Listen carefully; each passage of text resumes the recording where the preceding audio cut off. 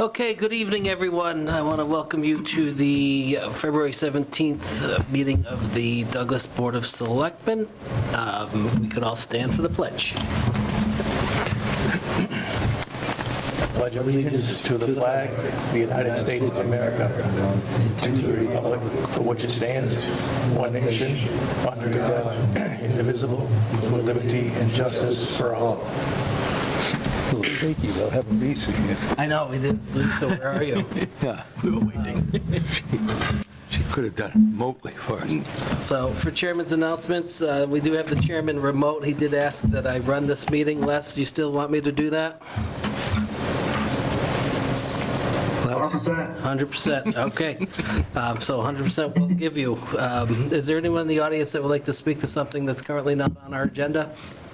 Seeing as there is no one, we will move right to the Whitensville Fish and Game Club change of manager. It's an application for us to consider. Is anyone from the club here? Come on up, sir.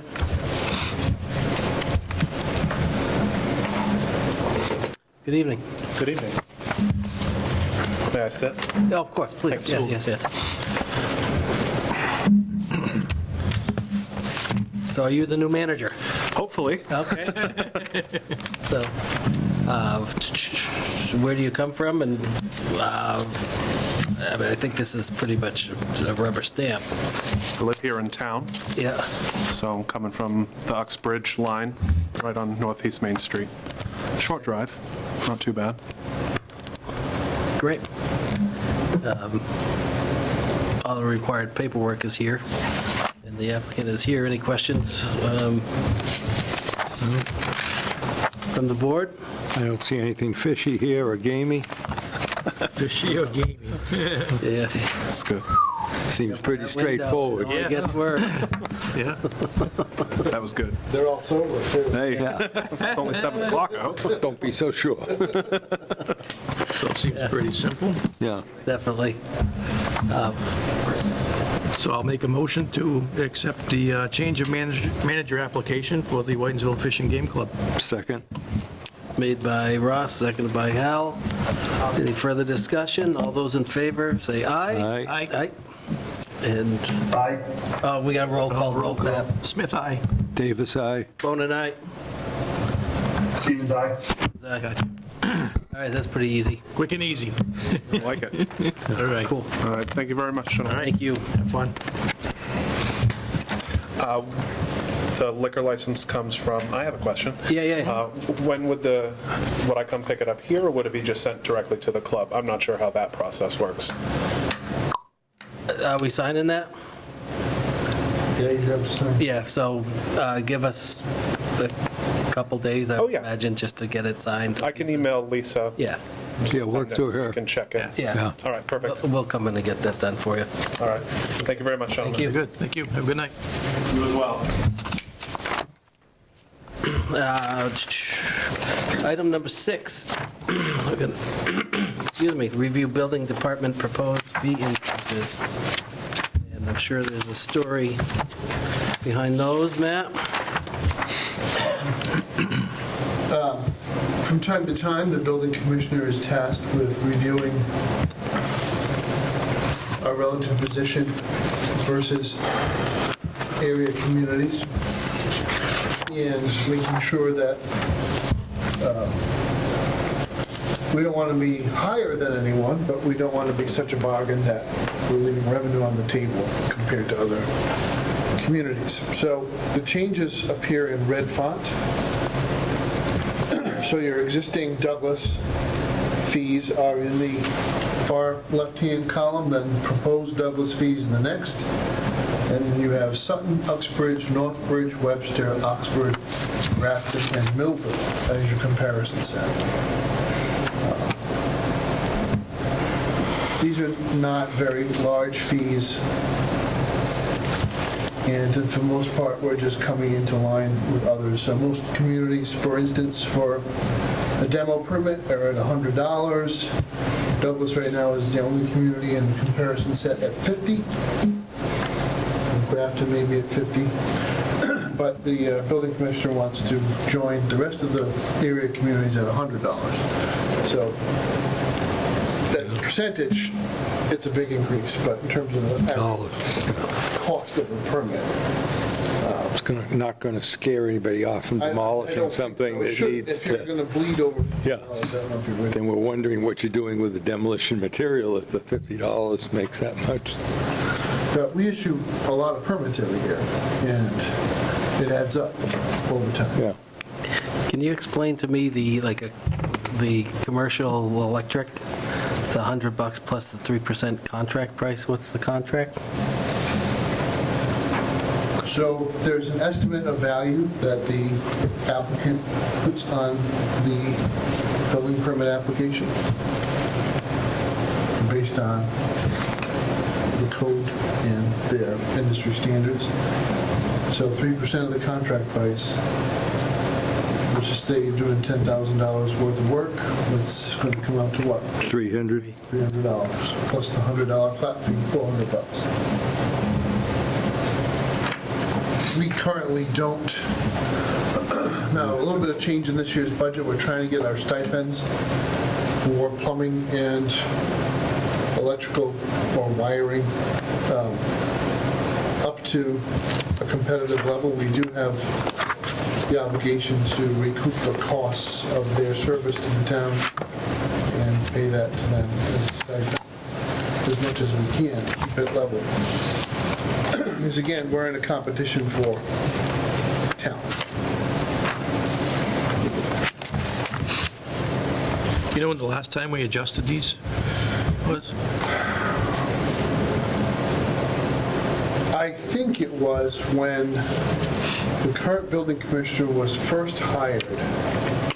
He reviewed the work that had been started by one of the interims before him, so 4 or 5 years ago. Yeah, we don't typically do We don't this do this often. very often.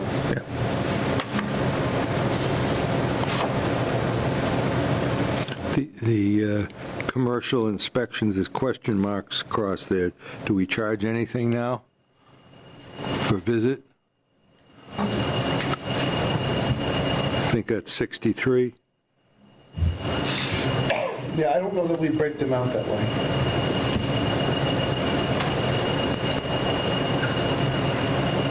You don't think we don't charge for each visit that the... Well, I think it's more a question of, it really depends on how complicated the commercial project is. Yeah? So I don't think it's that we don't know. I think it varies so much that it's not giving you any Okay. information.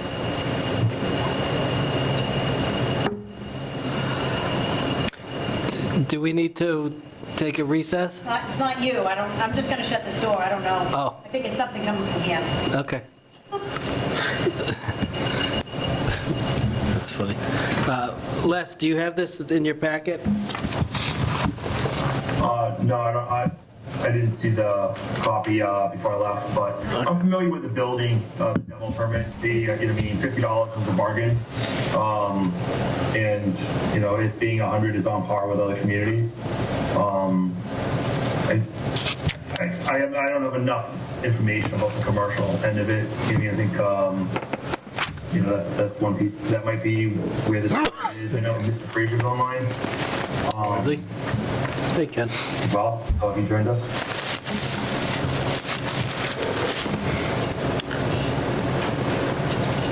Hello, can you hear me? We can. How are you? I didn't know you were online. No, I'm sorry, I just got online. So hopefully I can answer any questions you may have with regards to the permitting fees that I have down on this. This is the first time you do this, Ken, or is this your second run at it? This is the first time. It was done just before it was done before I started. Last time the fees were updated was 2017. It's been a fair amount of time. So I'm just trying to get us in line with the communities around us. That's why we did the spreadsheet showing the communities that are relatively close to us, if not bordering the town, and trying to come in with something that's in the category of not a tremendous increase, but something to keep us up to date with everything going on. Do you know if we're Based this on I base this on my cost factor within the department for sending my inspectors out and the amount of times that each inspector would have to go for each inspection. The only one I cannot give a total number of inspections on would be commercial, because each job in commercial can be anywhere from 1 to 100. So it's very difficult to base anything on that. So it was just based on that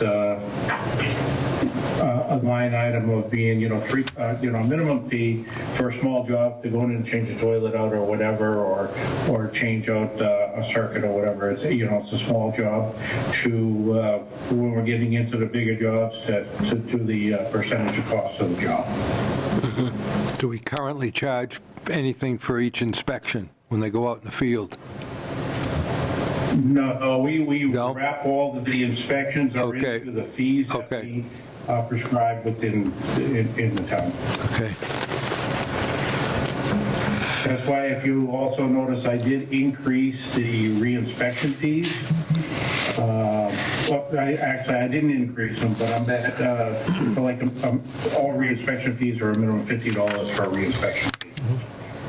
And again, it's just trying to cover the cost factor, to send my inspectors out. And I could just add that the re-inspection fees at $50 is reasonable compared to other communities. And it doesn't trigger, I know when it's a higher amount, it sometimes can trigger, a higher amount of re-inspections and stuff like that, but the $50 is probably in line with a lot of communities. Yeah, I can say that going through all of my inspection reports, I go through them monthly as I'm doing their time sheets. We're not prone to have a lot of rejections on the first inspections. My inspectors are even inclined to give partial completions on it. So that's not a fee that would be out of the question. It's just we do have, unfortunately, like in everything, we have some habitual offenders that, for whatever reason, we end up going out 2, 3, 4, 5 times for the same inspection, and we need to put something out there to try and get them so that they're doing their completion when they're supposed to be doing it. so that would be the stick. Yeah.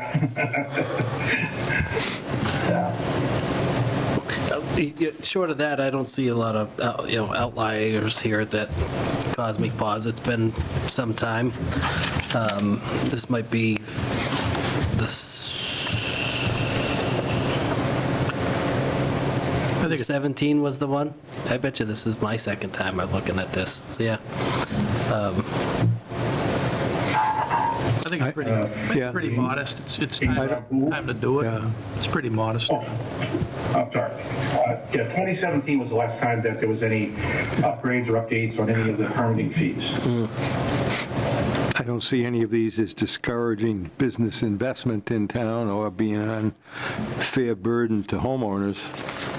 So I think very reasonable. Yeah, like I said, I'm sorry, go ahead. So again, and the permit fee overall for the application permit fee is still based on the state's numbers every year, right? That gets recalculated for the overall permit fee, so that keeps us in line as well. But these inspection fees and stuff like that, we're just trying to get updated on those. So the state doesn't mandate any inspection fee cost factors. The only inspection fee cost factor I work off of is the ICC inspection fees, which is more governance towards residential new construction. And, we stay in line with that as a few of the other towns. I think most of the other towns do the same. Along with the commercial fees, they also are an ICC factor on the commercial fees.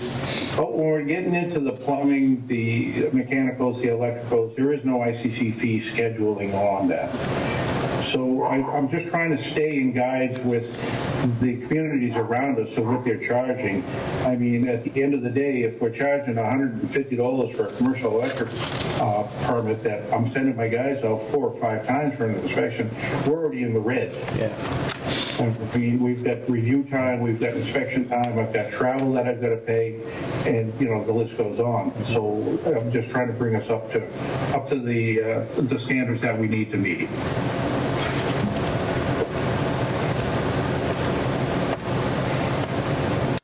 Any other questions? I don't see a problem with it. It looks, like I say, it's pretty modest, and it's time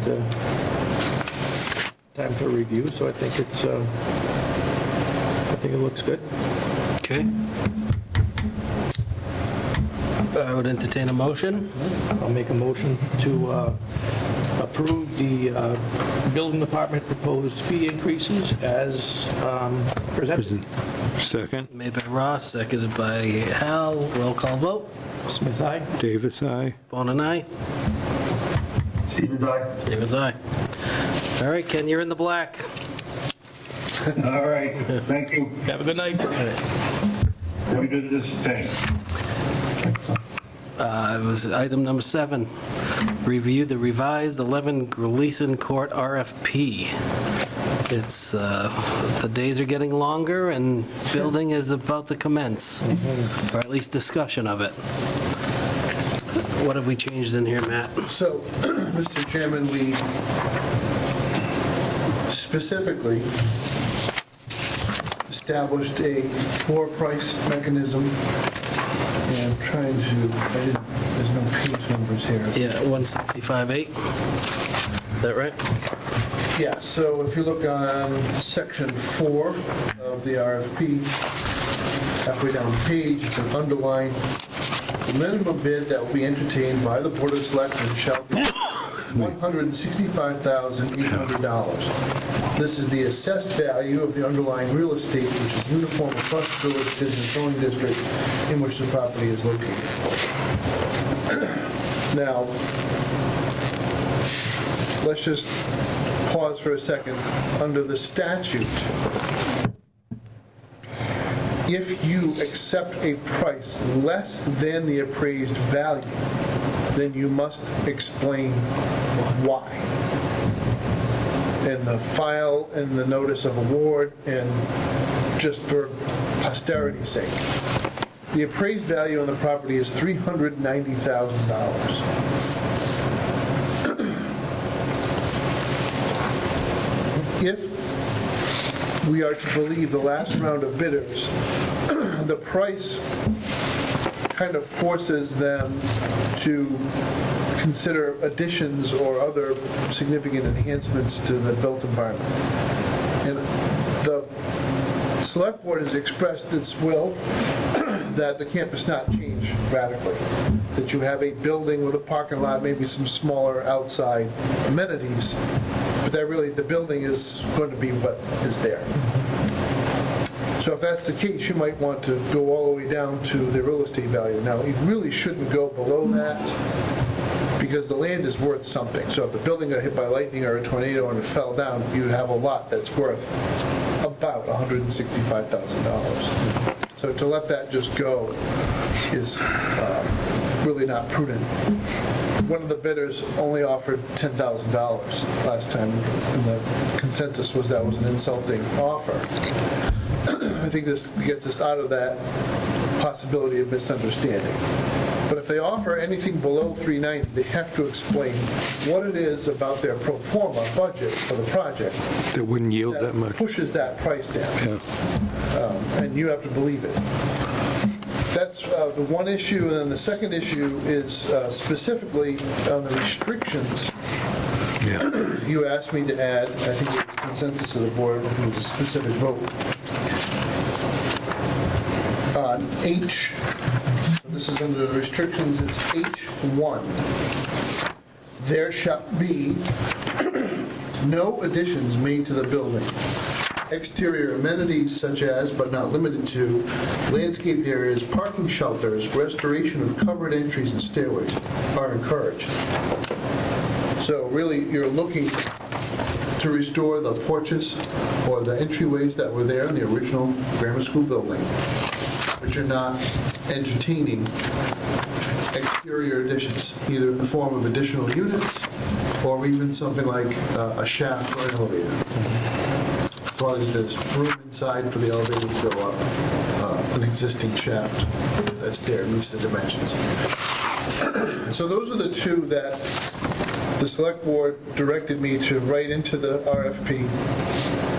Selectman Fitzpatrick has two comments that he was able to convey over the phone earlier today, and while he's not present, he asked that the board consider two additional thoughts, one of which I really think is highly advisable, which is a clawback provision. So we sell it to you, you have to do the project.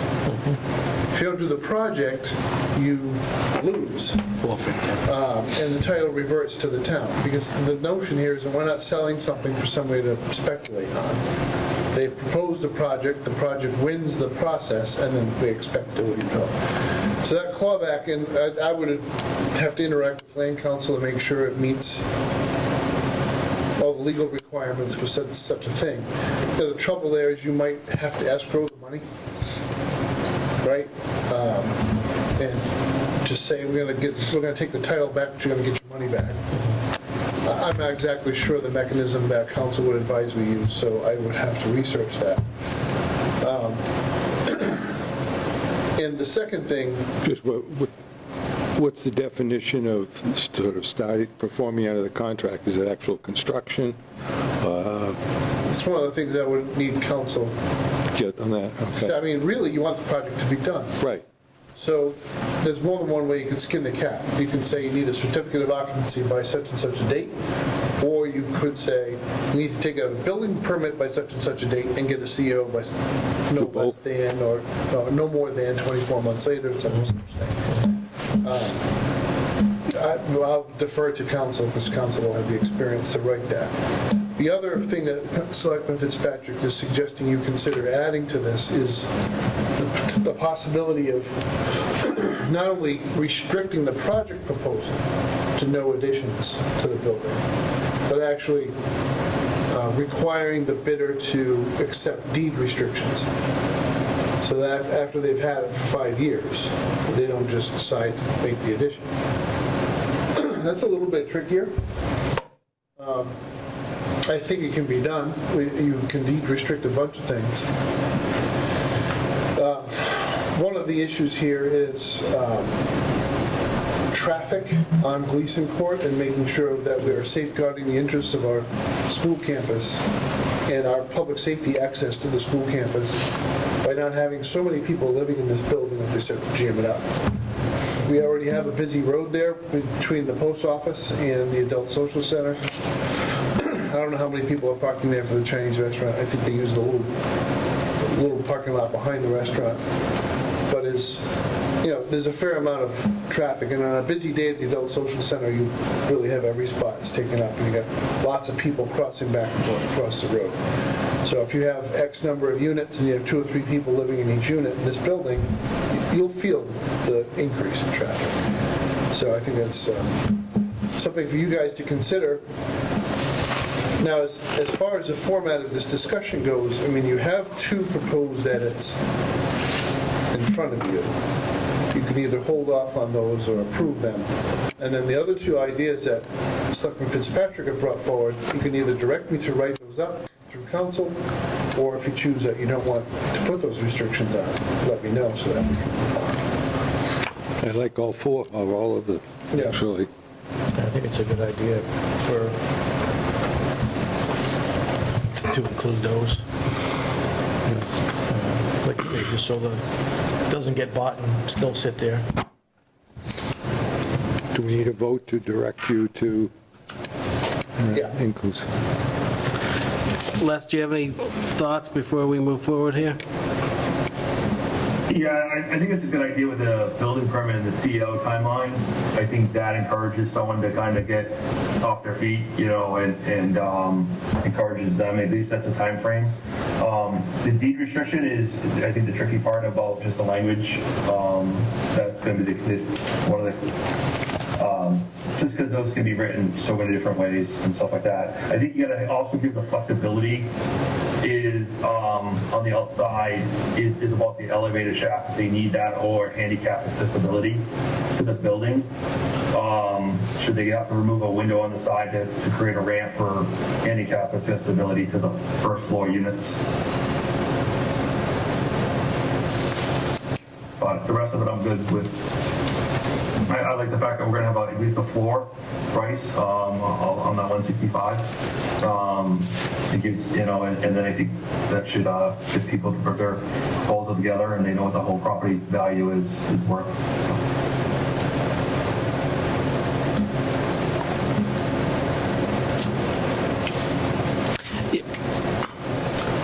Maybe we should have a revision including all of these and take one more vote. Yeah. But if you want me to include those two things, Yeah. I will spend the money and have council help draft. I think so. I think Yeah. that idea. My only hesitancy with it is we originally had said this is a blank canvas, be creative and get something done. And this we're saying we're not really serious about that. We don't want you to futz around with the building too much and you have to accept these deed restrictions. It may become, less appealing, but in some ways it protects our interests and we're keeping the discussion going. Keep our fingers crossed and my wife won't have to complain tomorrow. What are you doing about the elementary school?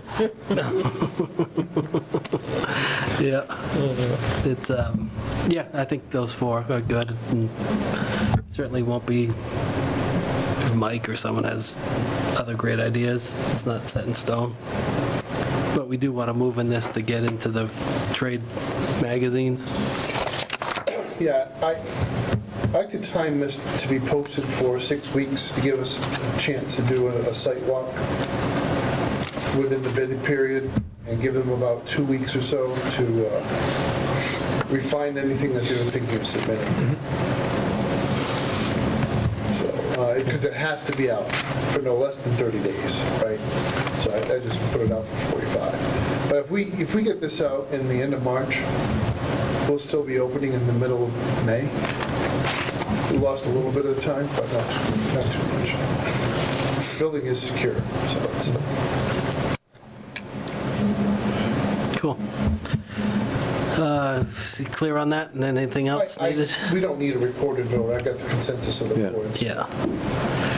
Item number 8, discuss the draft shared conservation agent intermunicipal agreement, IMA. So before we get too deep into the weeds of the language,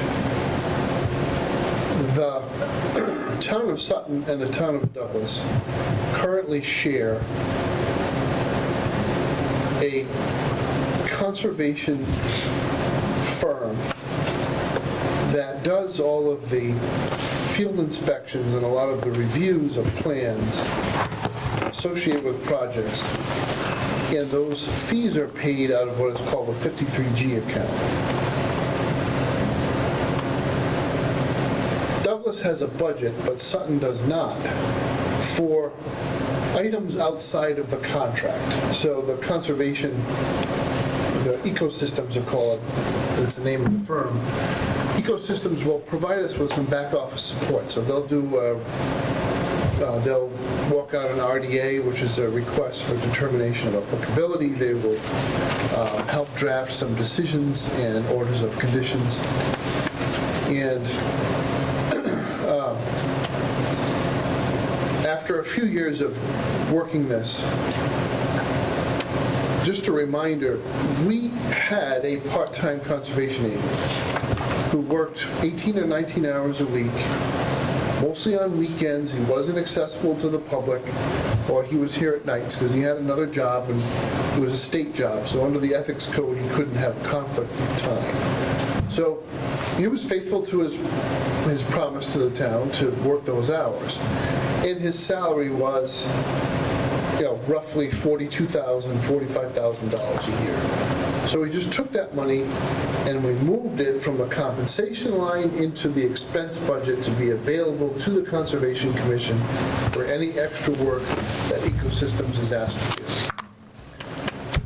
With experience, it's been shown that the Concom feels like they would be better served by staff that is able to work in the office and answer questions from people while town hall is open and be more thoroughly prepared for the Concom and its agenda, and to provide necessary background and advice, and not have any sort of conflict with the vendor's review of things in the field. So we would still have a relationship with ecosystems, but it would all be funded out of 53G, which is the applicant's cost. In the town side, and for Douglas case anyway, we would reprogram those funds and bring them back from the expense line up to the compensation line. And we might have to supplement that a little bit to get basically a full-time town hall management level staffer that works 50% of the time in Douglas and about 50% of the time in Sutton. And we would share the expenses on that formula, 50-50, both the compensation and the cost of the town of Sutton happens to have a couple of EVs, right, that an agent can hustle back and forth. Their town hall is all of, whatever, 8 or 9 minutes from here. So we do have a very similar profile as towns in terms of the topography, the type of wetland structures that we have. A lot of our wetlands complexes are actually connected, and they run over the Sutton line, they come back this way. So it makes sense to have that person develop familiarity and not have one town pay all of, 2 towns paying for a full-time person. Just not an efficient use of taxpayer funds. So that's what led to this first run at what may be a bigger pattern of finally being able to do some things with our community to the north that we are very simpatico with in many ways. And I don't know how far that'll go. That's going to be up to the select boards of both communities. But this is the first shot that the town manager up there and I have put together. The nitty-gritty now is that it's less expensive to carry an employee in Douglas. So typically a shared employee has a host community that has that person on that payroll. And what we get is revenue from the other town. And then we would actually budget the full expense on our budget side, right? So we're going to have a partial offset of that expense in our revenue stream. As far as health insurance, our benefit is much less expensive, but it's very competitive in terms of plan design. So domiciling the employee in Douglas has that benefit of there being part of our system, our ecosystem. Now, when it comes to health insurance, I over budget anyway because I need wiggle room with the census. So I'm really not looking to increase the town of Douglas's budget for health insurance by bringing this person on because I'm just going to absorb one of the extra plans I have already built into the budget. So instead of having 5 available, I'll have 4. Or instead of 3, I'll have 2. So the recommendation to you is that we go forward with this and give it a whirl because we're under significant development pressure. A lot of the development that's occurring in both communities is in areas that are somewhat more sensitive because really good buildable land is hard to find now. Anything's buildable where there's a will, there's a way. But the wetlands regulations require additional safeguards when you start to get really close to the water, to a protected resource. So are there any questions about how this has been proposed? So theoretically, we'd be spending half the time in Douglas. And suppose somebody in Douglas needs a quick answer, could he go over to Sutton and ask a question there and vice versa? Yeah, we can only be so stringent. So seems like there should be some flexibility there. There will be. I'm trying to see where I wrote it up.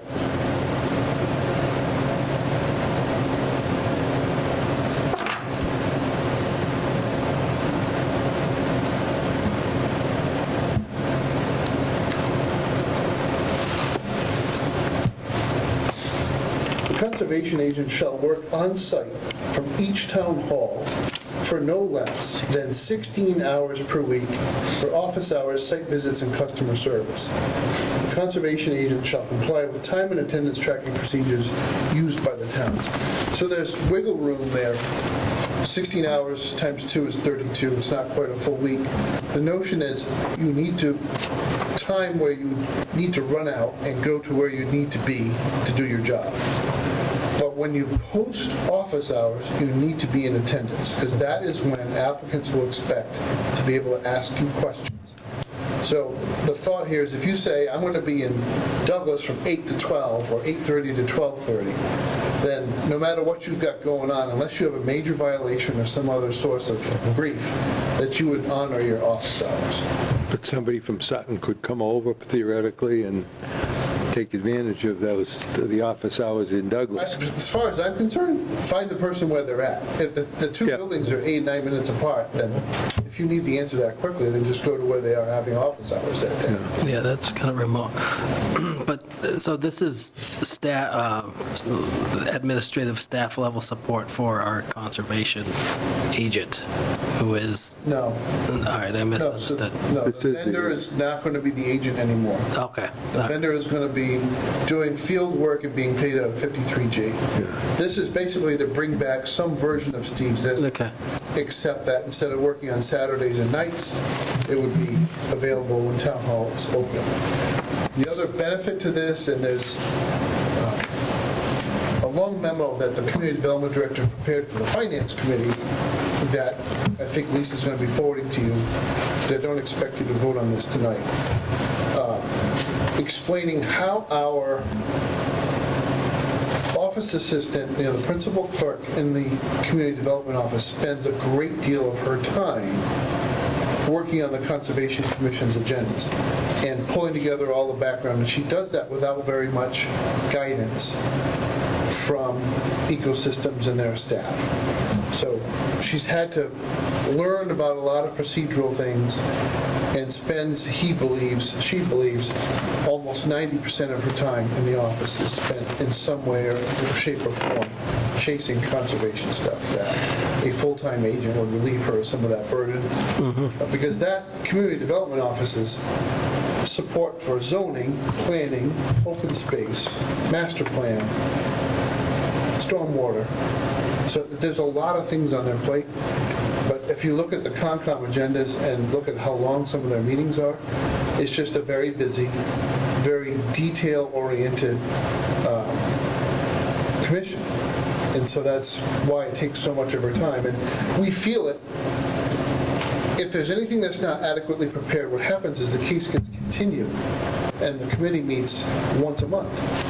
So if you're an applicant and everything isn't completely copacetic in your application package and you didn't have anyone to interact with, what happens is you may wait 3 months as all the questions get asked and answered. And that's just not a good way to operate government. You can't expect somebody to get an approval the first night, but maybe after 2, they really should have an expectation that they should be done. Will there be posted hours? Yeah. I know it says, I know there's nothing in here saying what hours. Yeah, I didn't want this to get too micromanagery, Yeah. but I think both Austin, the town manager, and Once it's- Sutton and I once it's would ask for agreed that. upon, there'll be a, okay, They meet on different nights, yeah, I see that. so that does help. That work, yeah. Obviously, it would be logical if you're going to be in Douglas for the meeting that night, then you come in that whole day, There, yeah. or the day before, whatever makes sense. Sounds like a good concept. It is, with the exception of we don't always get along with our neighbors, right? What happens when there's a conflict between the good people of Sutton and Douglas in regards to water? Well, that's not the Concom's decision, right? They're enforcing the wetlands regulations, which are mandated by the state. Now, as far as, Well, they still interpret. what's your escape clause? It's a 1-year thing. You have to renew it every year. Probably during the budget process, take stock of where you are. Are you happy with the arrangement or not? Yeah, is it working, is it not working? At its core, it's regionalization, right? Which something we've always strived for, so I'm not opposed to it at all. I think it's, probably prudent. But you don't want to vote today, you just wanted to put that on our radar. I'd like you to vote next meeting. I'd like there to be time for the Sutton Select Board to get briefed, and time for the Douglas Conservation Commission to review the same that you have. You get it first because reorganization of any department in town is your decision. Maybe at your next meeting, we hear from the department head as well as the chair or vice chair of Concom, whoever can make the meeting. Yeah, I was thinking that might be helpful, just to feel their pain. Yeah. Good. Okay. That's a good idea. Worth a shot, anyway. Give it a shot. Matt, I just had a question. Regarding the agent, are they going to cover the like minor NOIs, kind of like assess if an NOI is minor or major, and then the agent would handle the minors and the majors would go to the conservation consultant with a 53G?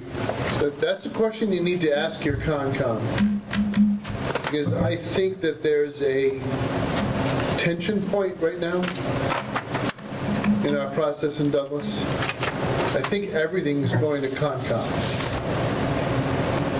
I don't think we're doing any so-called minor NOIs on staff.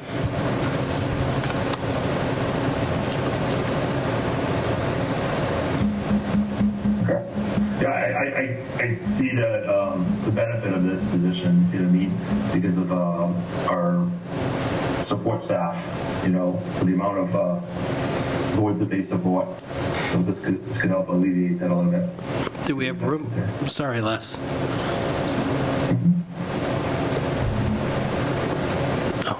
Do we have room in Town Hall still Yeah. for this space? So there's a cubicle behind the principal clerk. That's where Mr. Zisk used to work. It hasn't been taken down. It's still there. Someone had taken that over as We occasionally refer to theirs. it as the cry room. But we won't get into why. Right. Yeah, work in town of Douglas, we have a cry room. All right, no, that's cool. Continue to think about that board, and be ready to challenge everyone, because this, imagines happening quick. The Blackstone Valley, item 9, FY27 proposed Blackstone Valley Regional Animal Control budget. This is something we had looked at not terribly long ago, I don't think. So the budget you get more than one whack at. I think the reason why this is on your agenda is that, once again, the proposal includes a reorganization of tasks.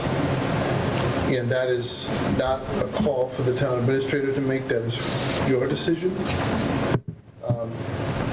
I have been back and forth with Chief Montminy and the governing committee on the technicalities of his proposal.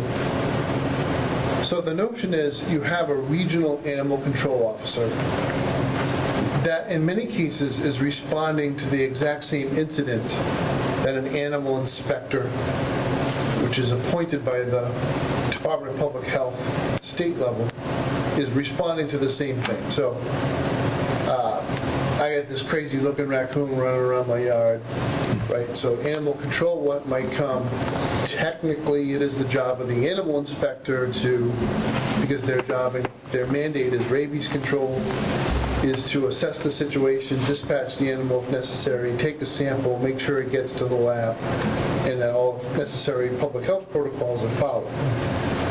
Some of our neighboring communities that participate in the regional animal control officer feel that these duties could be done by the same person. And in the case of our animal inspector, we share with the town of Upton, where he is both the animal control officer and the animal inspector. So in a smaller town, you can do this. You might want to do it because it saves you the trouble. Here's the rub, in my mind, and this is what I've been pushing back on. The animal inspector role, so think of it as barn inspections.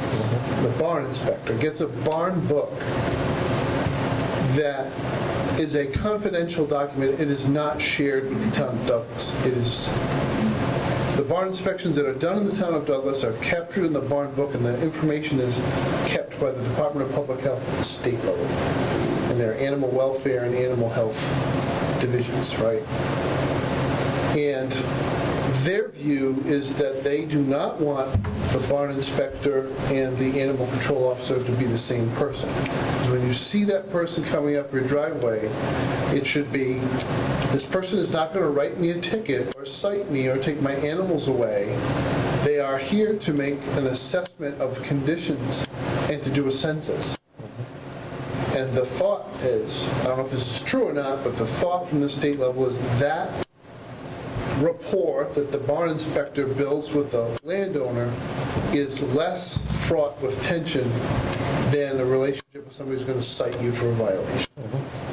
And thus you'll be more likely to be forthcoming, because the principal role of the barn inspector is to know where the animals are, so if there is a disease spreading in the animal population, they know who to reach. Specifically, flocks of poultry that are vulnerable to all kinds of crazy stuff that spreads around. So that's the point of view that I've represented, is that I'm not comfortable kind of sidestepping the state's perspective and preference on the matter. And I don't necessarily want to consolidate, or basically lay off or dispatch the animal inspector now and just pay money into a regional organization. Partially because, frankly, we have a lot of barns in Douglas, and it's a pretty significant job. One of the reasons why I let the other animal inspector go and hired the new ones, because the barn inspections were not being done in a regular, timely way. And I don't want to now turn it back over to another entity that, I mean, think about the towns that are in this Blackstone Valley regional ACO. You've got a lot of hobby farms, you've got a lot of folks that need to be part of the barn book. How many people we end up hiring to do all of this? And in such a wide area, are they going to be responsive? My only note I would make from experience in my office and the complaints that filter their way up to the town administrator is there is an expectation that if you have a sick animal, whether it's a fox that might have mange or rabid animals, specifically raccoons, you want the person to show up really quickly. You want the situation resolved. You don't want to wait for somebody to come from a long way. Mike at least is coming from Upton. He's not that far away. He's made an effort to orient himself to the town because he's been on the job since 2 quarters of the fiscal year now. And so far, we feel like he's done a very good job of being available. And we're starting to buy the equipment we need so he can do his job. You have to have a freezer.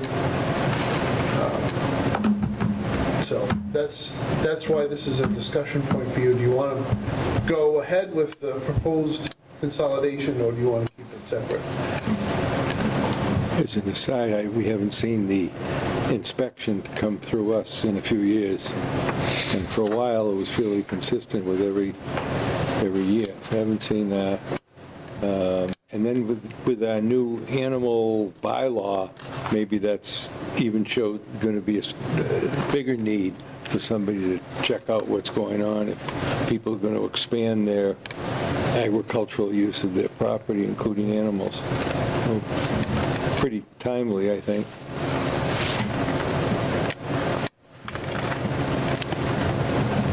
So what's our spend? Oh, you would ask what the animal inspectors, because I just increased it. Well, we can't do both, I can tell you that right now. So Yeah. if the regional entity decides they're going to do this function, we can't afford to pay the additional share of their cost and to keep the animal inspector on our payroll. It's one or the other, right. I can So run what's it your up, recommendation? What I've got in there, but it's I want to say it's about $9,000 or $10,000. Most of that is in-state, is the travel. So this second budget sheet is, I assume, from the town of Uxbridge? Yeah, so this is one of those regional entities that the host community is Uxbridge. You get, the chief of police gets a little bit of a stipend for managing the whole thing. Then you have two professionals here, non-union. The sum total there is $131,000. We're looking for salary, the seasonal salary. I don't think that's one person. I think that's several people. It's just a little bit under $72,000. So they have this budget going up. If you include the animal inspector role in it, it would be going up 16.1%. I don't like to see anything going up more than 2.5%. Right. So it caught me off guard a little bit. Yeah, that's sitting there looking at that. Likely to infect other line items. There's always that, do you want to do this on the cheap, or do you want to do it right? And where's the happy medium, or where's the resting point going to be? And a lot of people don't like inspections. But the whole idea of the animal inspector is it really is a service for you as an animal owner to know what's going on, to get that phone call if there's something going wrong. And to protect so if you have livestock, they're supposed to have a tag. You're supposed to be able to track them and whether or not they're healthy and have got all their shots and they've been released from quarantine properly, et cetera, et cetera. I don't have a herd of animals. I think if I had 50 cows, I want to know that my neighbor who just got 20 is following the rules, so my 50 cows don't get affected. And that's the idea of this whole public health effort. I don't think that's even close to being the animal control officer's actual mandate. Has the Attorney General looked at our bylaw? I don't have any update for you on that. Nothing on that. That would come through the town clerk's office, and usually they're right on the spot to tell us when the bylaw has come back, so. Yeah, that hasn't happened.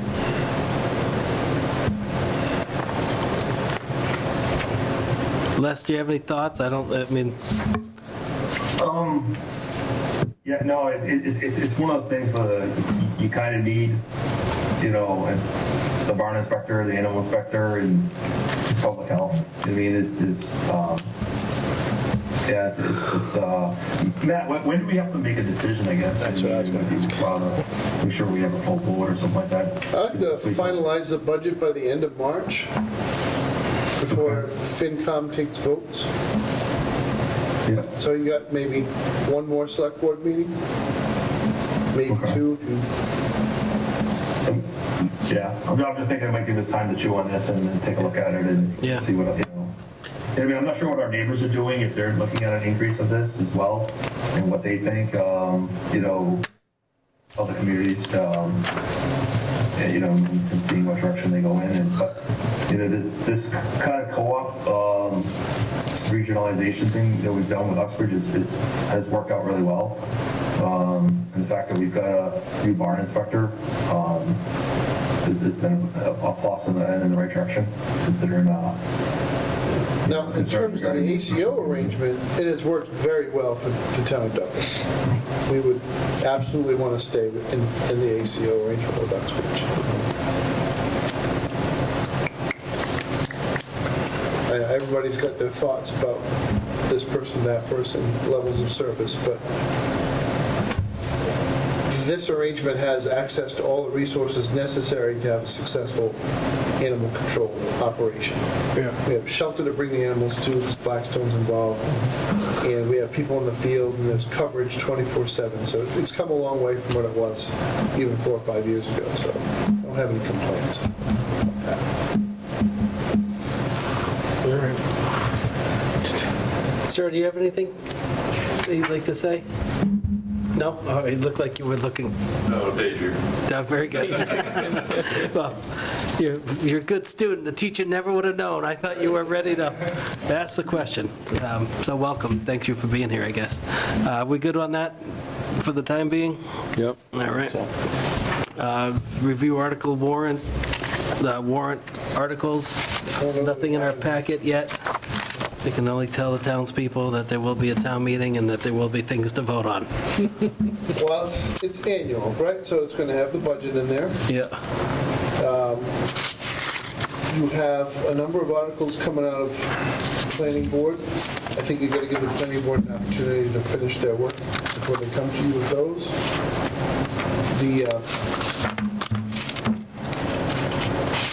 My outlook in terms of some of the things that we have on there, interest in real property, I don't see any coming. I think most of the action here is going to be around the budget.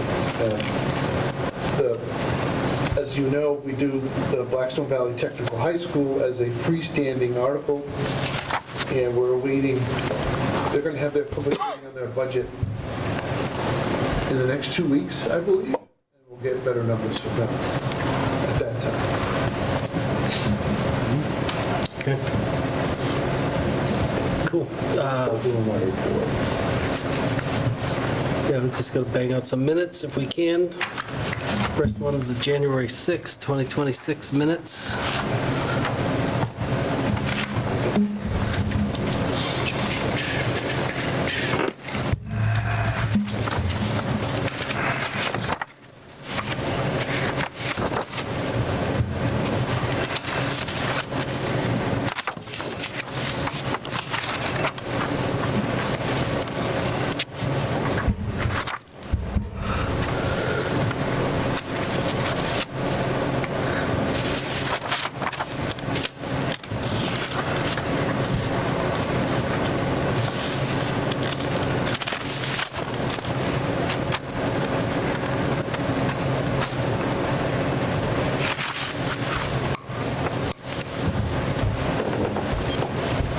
There a motion on the 26 minutes?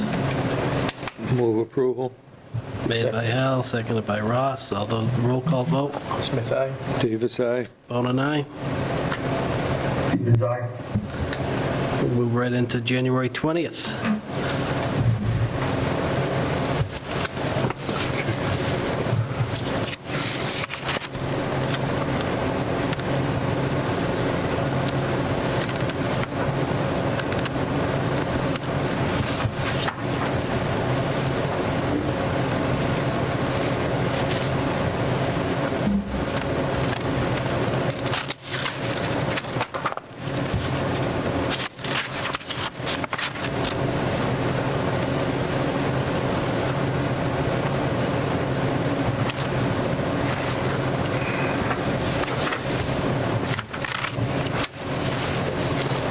We have a motion for the 20th minutes.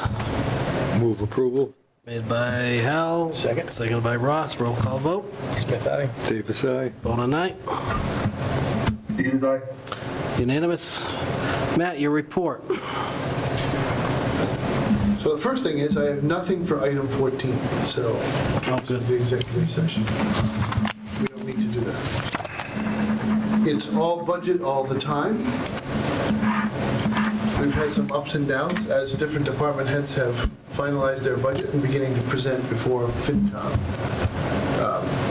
As I sit here now, I still have a number at the bottom line that's red, but I'm in a very zen kind of place. I think we've got an answer for that. Some of that's going to come from a revisiting of our revenue forecast. In particular,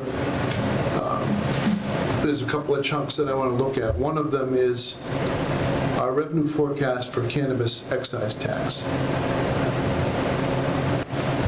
In fiscal '25, the town took in $298,000 for cannabis excise, which is a tidy sum, actually, on our revenue side.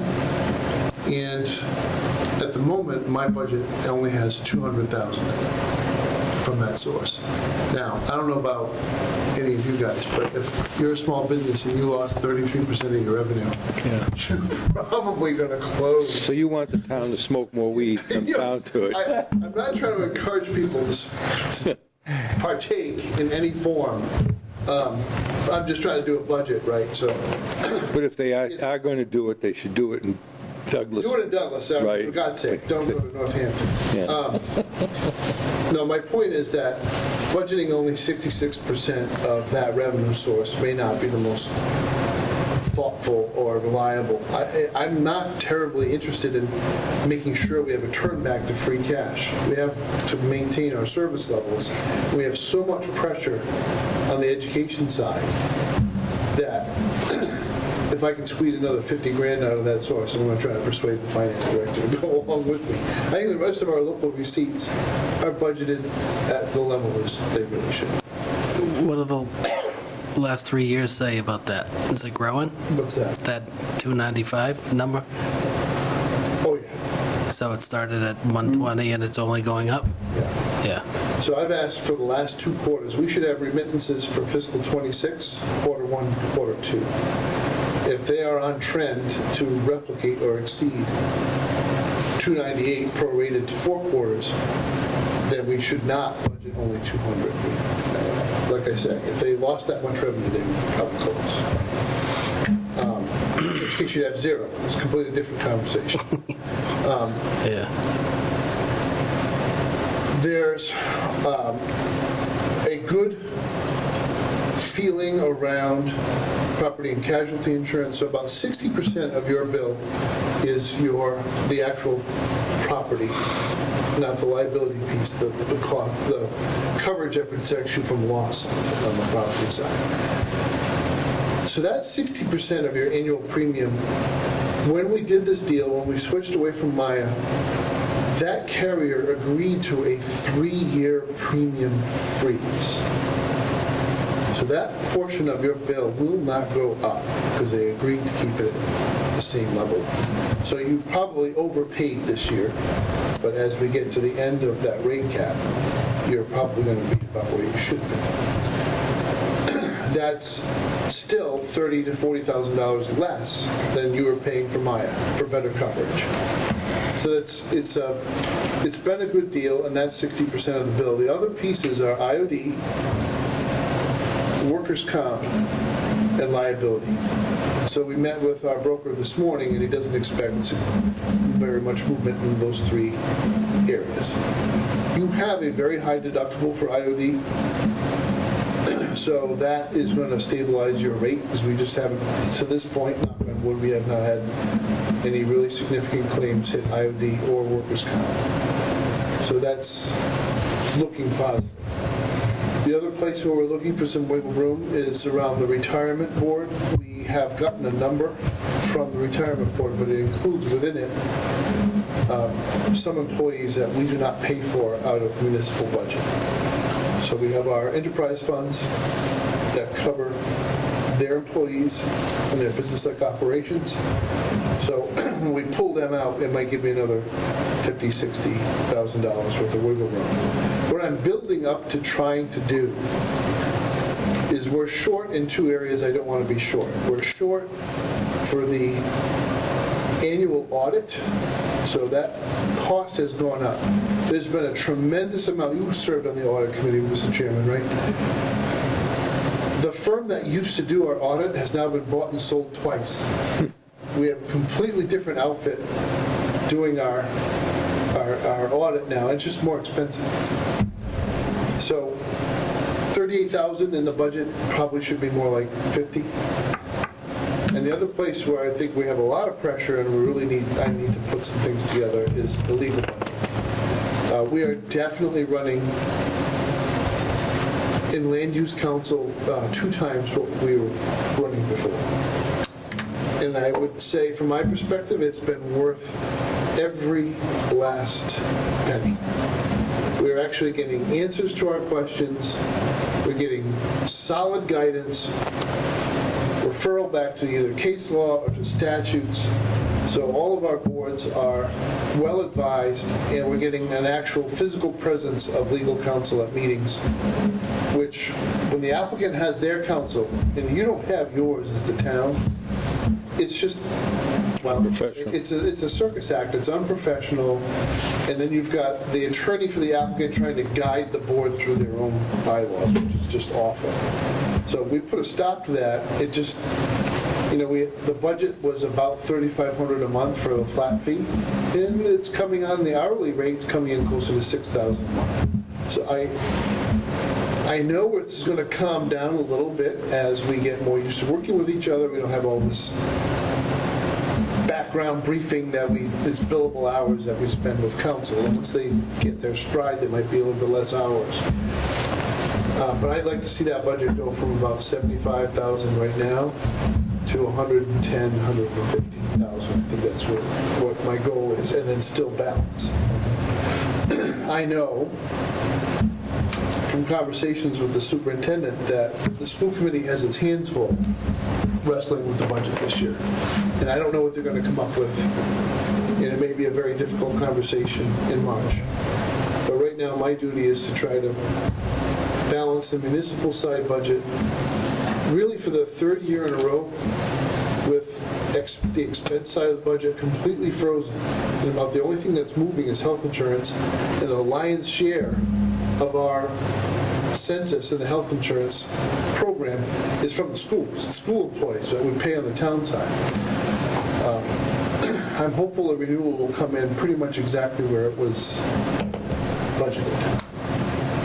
Again, knock on wood, because I called the broker, I said, when's my renewal coming? And what's it look like? Because you told me a 12, and I'd rather not have it be north of a 12. And he answered my question with a question which I hate, but I knew the answer, so it was okay. He said, did you see what the GIC did? And I said, yes, I did.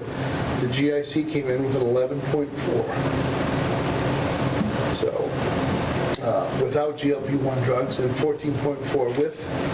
They said, you're not going to drop them, right? And I said, no. And so then we'll be somewhere between 11.4 and 14.4, which I'm hoping it's much closer to 12. I can see the monthly roll of claims because I have access to the third-party administrators' roll-ups. I can't see individual claim data. I see the aggregated data. And right now, we're running very well. Very well. We're having a very good year. So hopefully those 6 months in the 2-year look back will offset some of those not so good months, 24 months ago, where we were running at 120% of premium. So that'll happen. A small town, small group, lots of volatility. That's why we built up the surplus. Expected. All right, that's pretty much what I'm working on, just the budget all the time. We've got personnel stuff, that's all. Not public consumption, but that's what drives up the time. Good enough. Very good, actually. It was a good report, as always. Any topics not reasonably anticipated 48 hours in advance of the meeting? I got one. Our enthusiastic audience here, I believe, is part of a Scout achievement. Oh, We have Will Backer and his dad, Tim, who I know should probably be sleeping right now. So I just want to thank them for coming by. You want to come up?